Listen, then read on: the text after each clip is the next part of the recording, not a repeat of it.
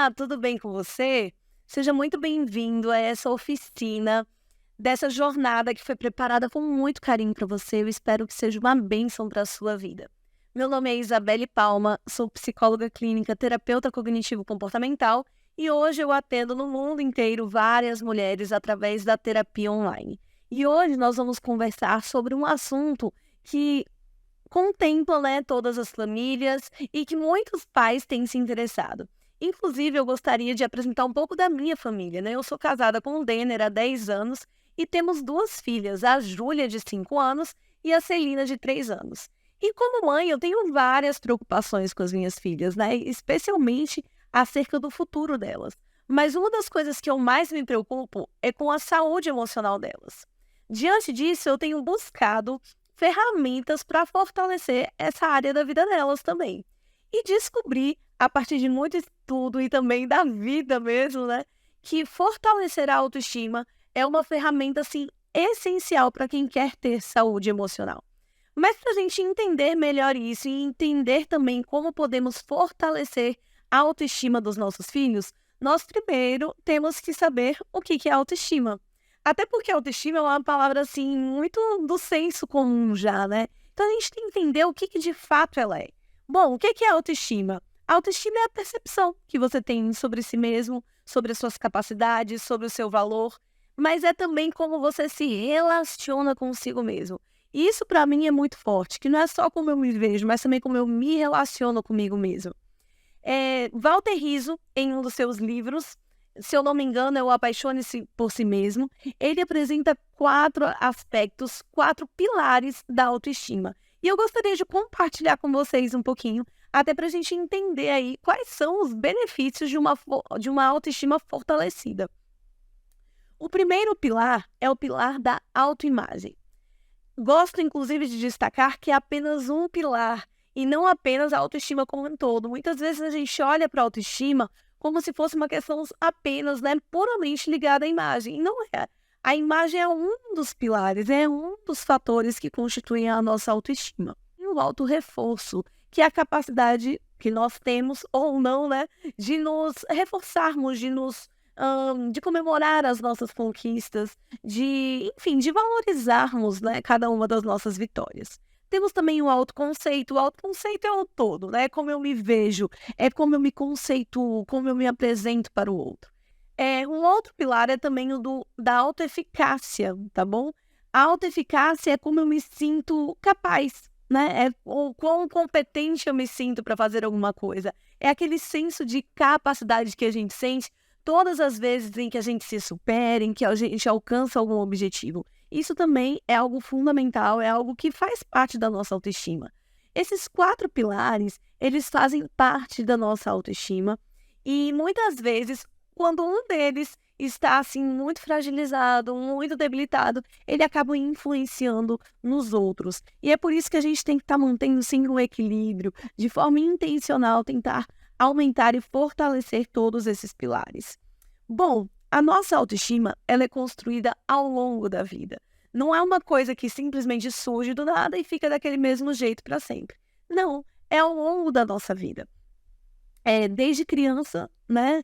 Desde quando nós somos ali muito pequenos, a partir da criação que recebemos, a partir das relações que vamos estabelecendo ao longo da nossa vida, também de todas as experiências que vamos tendo, a nossa autoestima, ela é construída a partir daí.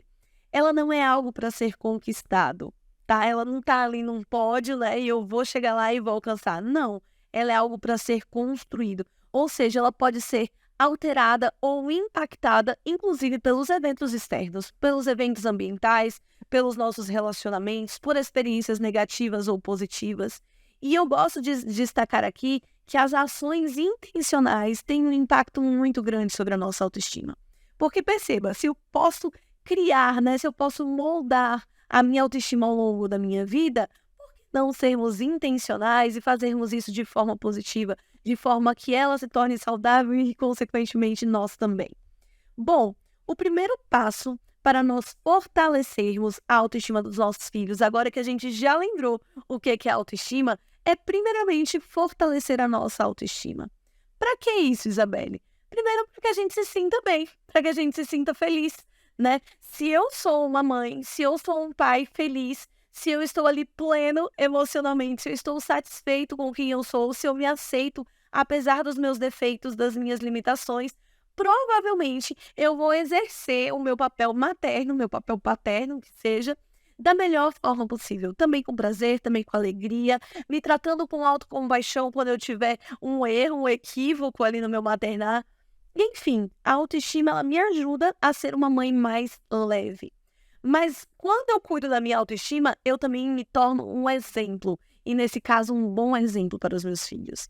Eu acho que a melhor forma da gente fortalecer, da gente ensinar para os nossos filhos que eles precisam ter uma autoestima saudável, elevada, é vivendo isso também na prática, né? Nós somos exemplo para eles o tempo todo, nós somos os modelos deles.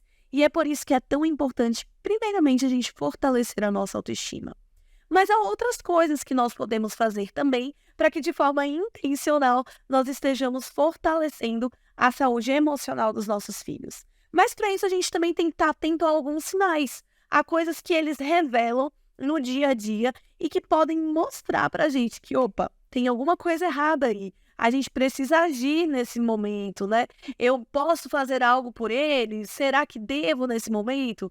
Então, assim, preste atenção a esses sinais que as crianças geralmente dão quando estão com a autoestima fragilizada, para que você atue de forma assertiva e até mesmo busque uma ajuda profissional, caso seja necessário.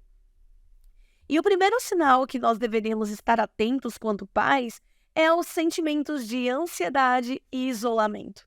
Uma pessoa que não se valoriza, nesse caso uma criança, um adolescente, né, que não encontra valor em si mesmo, provavelmente vai nutrir um sentimento de ansiedade e também vai se isolar das outras pessoas, né?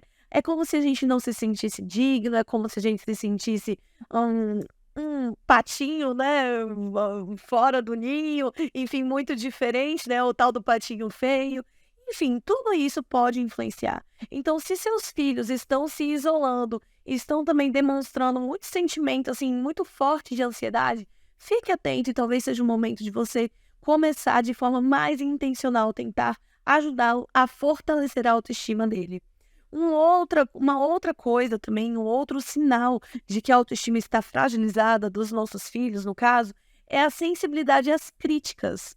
Uma pessoa que tem uma autoestima muito baixa, né, que tem aquela sensação de alto valor muito baixo, muito fragilizado, ela não tem muito estômago para receber críticas, né? Até porque é muito difícil enxergar os nossos erros, as nossas falhas. Esse é o tipo de coisa que a gente tem mais facilidade de enxergar quando nós estamos bem com quem nós somos.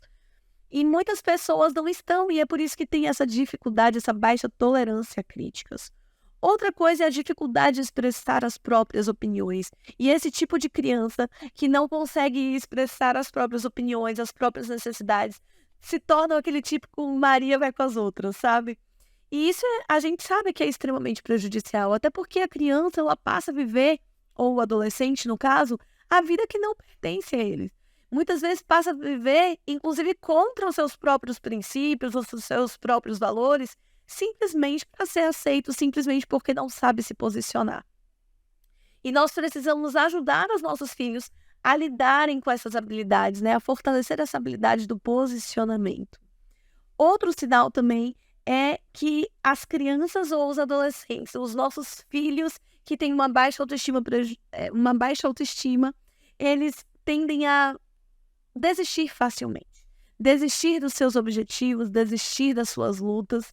E a gente sabe que não tem que ser assim, né? Até porque quando a gente desiste facilmente, aquele senso de autoeficácia que eu falei lá no início dessa oficina, ele não é elevado, ele não é nutrido, né? Porque a gente nunca vai superar, a gente nunca vai alcançar algo e mais incapaz, consequentemente, eu irei me sentir. Então a gente tem sim que ajudar os nossos filhos a enfim, né, a não desistirem dos seus desafios. Enquanto eu falava aqui com vocês, eu fiquei até me recordando, né, que recentemente a minha filha mais velha de 5 anos, ela entrou na aula de piano e no início ela não queria fazer, justamente por conta da dificuldade com o novo, né? E ela não queria fazer, dava muito trabalho e eu confesso que eu pensei em desistir, porque aquele cenário estava mais me deixando triste, estressada do que realizada. Mas eu resolvi tentar, né, dar um voto de confiança nela. Comecei a me assentar ao lado dela, estipulamos uma rotina de treino e ela foi tentando. E recentemente ela participou do seu primeiro recital, tocou mais de uma música e ficou muito feliz e realizada. Imagine se eu tivesse desistido atrás, né, lá atrás no início, quando estava meio estressante. Provavelmente ela não teria sentido essa sensação de conquista, que é tão maravilhosa, que é tão poderosa, que nos faz sentir tão capazes. Outro comportamento muito característico em filhos, em crianças que têm uma baixa autoestima, é o comportamento agressivo, né? Até porque é uma pessoa que tem uma autoestima prejudicada, fragilizada, ela não sabe muitas vezes se posicionar, como falamos anteriormente, né? E aí a agressividade é uma forma meio que dela se impor, dela gritar, tipo assim, não, pera aí, esse é o meu jeito, é isso que eu quero, justamente por não saber, né? Então, ou ela é passiva demais ou ela se torna agressiva. Há outras crianças, há outros adolescentes que podem apresentar, inclusive, um baixo rendimento escolar. Isso tem tudo a ver com o que já falamos, né, em relação ao senso de autoeficácia, ao senso, né, de valorização, a se sentir capaz de alcançar aquilo ou não, de ter uma boa nota ou não. Enfim, a questão da comparação também com os colegas, tudo isso é muito presente. Isso acaba, o isolamento também, né, que já mencionamos, isso acaba aí prejudicando no rendimento escolar. Há também os comportamentos desviantes das normas, que é aquela típica criança ou adolescente que faz coisas para chamar a atenção, que faz o que é errado, que faz o que a família não aprova e eles sabem disso, mas meio assim para chamar a atenção. Mas isso é uma forma deles dizer assim: olha, tem alguma coisa errada comigo. Tem alguma coisa errada e eu preciso da sua ajuda. E é por isso que nós precisamos estar atentos a esses sinais, porque na verdade eles podem ser pedidos de ajuda. Mas agora que nós sabemos quais são os sinais principais aí, de baixa autoestima em crianças e adolescentes, vamos prestar atenção também em dicas práticas que podem nos ajudar a ajudar os nossos filhos, né? Dicas práticas que podem se tornar intencionais no nosso dia, na nossa forma de nos relacionarmos com eles. E assim fortalecermos a autoestima deles. Lembrando que quando nós temos uma autoestima fortalecida, automaticamente nós vamos ter uma saúde emocional melhor, nós vamos ter mais inteligência emocional. A vida se torna mais leve quando eu me aceito como sou, quando eu aprendo a me valorizar, quando eu aprendo a me amar. Então vamos lá. 10 dicas práticas de como fortalecer a autoestima dos nossos filhos. E se você já passou por tudo que eu já falei, pode até esquecer, mas essas daqui é para você anotar. Então pega aí papel e caneta e vamos aí juntos entender o que a gente pode fazer para ajudar os nossos filhos nesse aspecto aí da vida, da saúde emocional deles. E a primeira dica que eu quero dar para você hoje é: corrija seus filhos, mas corrija eles com afeto e com carinho. Muitas pessoas acham que não precisa de correção muitas vezes, né? Justamente para evitar essa questão ali do trauma, da mágoa, a questão da crítica que falamos anteriormente, mas não, a gente tem sim que mostrar o que é certo, o que é errado, o que é esperado, né, socialmente, culturalmente, enfim. As pessoas têm que aprender a lidar com as regras também. Isso também traz saúde emocional. Mas a gente precisa fazer isso com mais afeto, com mais carinho e com menos rigidez e agressividade. O afeto e o carinho são combustíveis aí fortíssimos, poderosos para a nossa saúde emocional. Uma outra dica que pode muito nos ajudar aí nessa missão é estimularmos a autonomia dos nossos filhos. Então estimule a autonomia dos seus filhos, dê a ele responsabilidades. Lembra da questão ali do sentimento de capacidade? Eu amo, gente, é um dos meus pilares favoritos. Até porque foi algo que eu mesma precisei vivenciar, construir, né, enfim, evoluir na minha própria vida. Mas a autoeficácia ela é poderosíssima e quando a gente dá autonomia, dá responsabilidade para os nossos filhos, eles se sentem capazes, né? Eles se sentem capazes não só de fazer aquilo, mas de se propor a novos desafios, de se propor a novas responsabilidades. Então, isso por si só é muito importante, né? Porque eles diminuem a dependência da gente e isso tudo é muito saudável se for na dosagem certa. Bom, terceira dica prática, já falamos das duas primeiras, vamos agora para a terceira, que é: permita que eles socializem com pessoas diferentes. E nesse caso, eu quero inclusive te dizer que ter irmãos é muito muito saudável mesmo. Eu não sei se você é mãe ou pai de filhos únicos e entendo que você tem os seus motivos, mas de fato, assim, ter irmãos ajuda muito em alguns ensinamentos, né? Porque quando é filho único, a gente precisa, né, esperar ali o envolvimento, a socialização com os colegas de escola, de igreja, com a vizinhança e tudo mais. E nem sempre estão de acordo ali com o que a gente acredita ser correto ou não. Mas quando é um irmão que está ali, né, no dia a dia, isso acaba ajudando a gente, né? A comparação, ela é muito frequente em pessoas que têm uma baixa autoestima. E quando desde cedo a gente aprende a lidar com as diferenças, a gente vai vendo que cada um é cada um. Portanto, não cabe muito esse lance de comparação. Isso, na verdade, é uma forma de sermos muito injustos com a gente mesmo. Então, permitir que eles lidem com pessoas diferentes deles vai ajudar muito aí nessa construção da individualidade e também na valorização de si mesmo. Vá além de elogios óbvios. Essa é a quarta dica que eu tenho para você hoje. Às vezes a gente pensa em elogiar os nossos filhos e falar, ai, você é lindo, né? Você é linda, você é inteligente. Mas vá além do óbvio, né? Se ele, por exemplo, guardou sem você esperar os brinquedos, elogie sobre isso. Se ele conseguiu dobrar ali a roupa de cama, elogie sobre isso, né? Pense também na questão da gentileza, enfim, de atributos mais profundos, né? E não tão superficiais. Enfim, a gente tem que fugir do óbvio, mas sempre mantendo também a sinceridade, porque eles sabem quando nós não somos sinceros. Lá em casa eu tenho o hábito de vez ou outra falar para minhas filhas palavras de afirmações.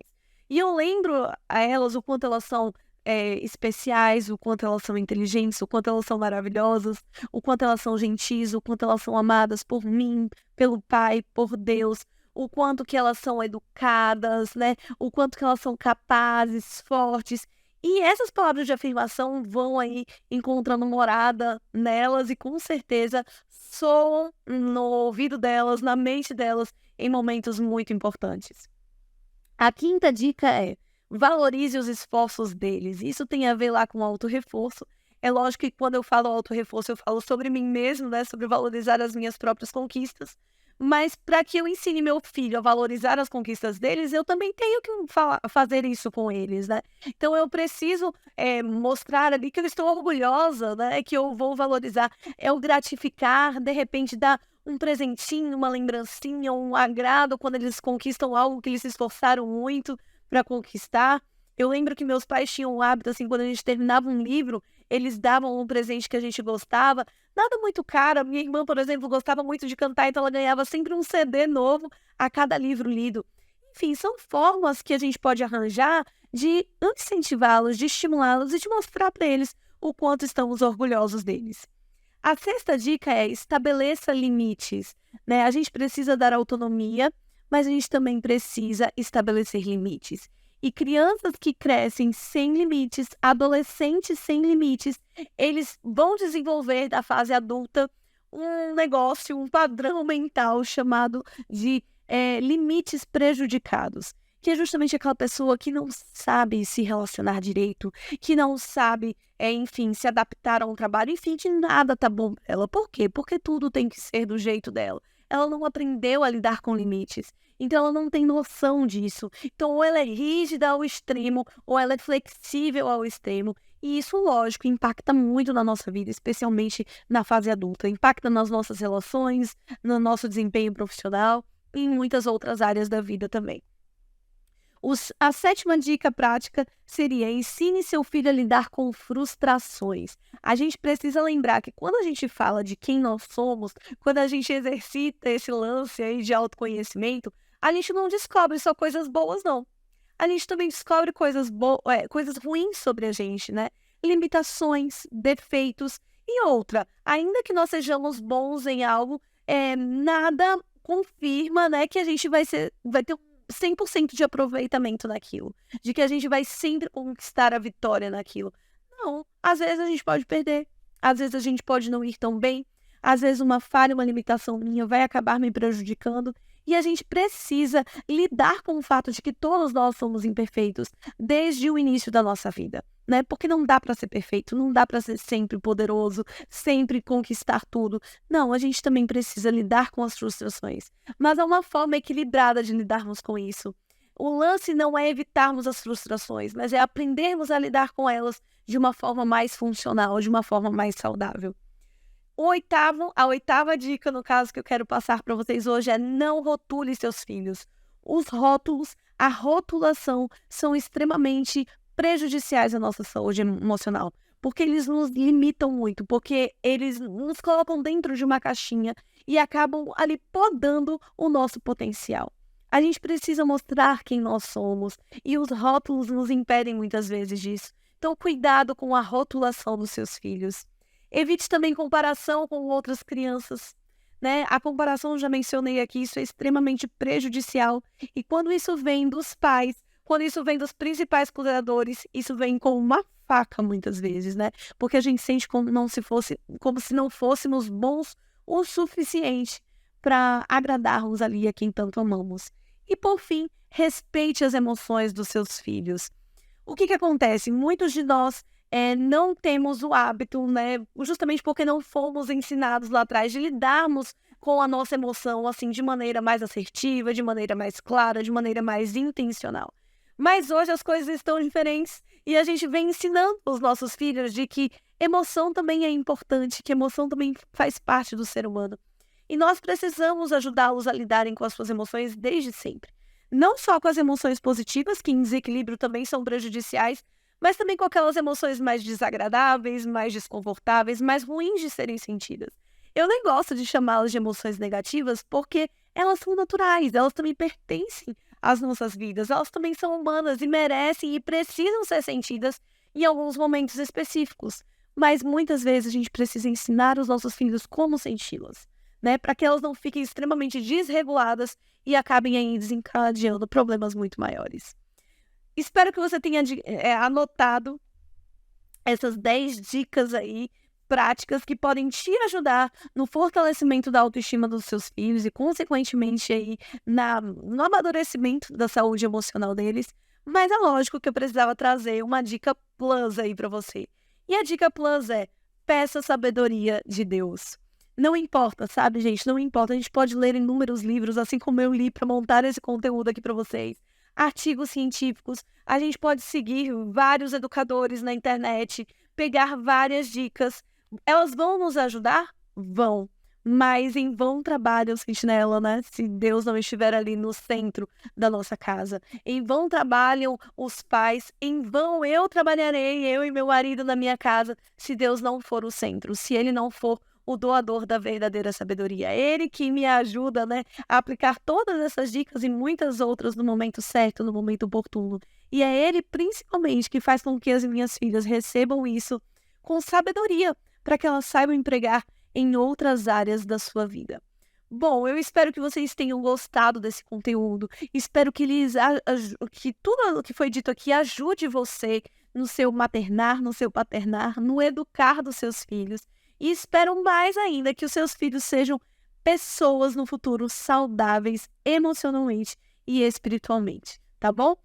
Foi um prazer estar aqui com vocês hoje. Vocês podem estar me seguindo, me acompanhando nas redes sociais, como no Instagram, no meu site e assim por diante. E por lá, quem sabe, a gente pode trocar aí mais algumas ideias sobre este assunto e sobre muitos outros também.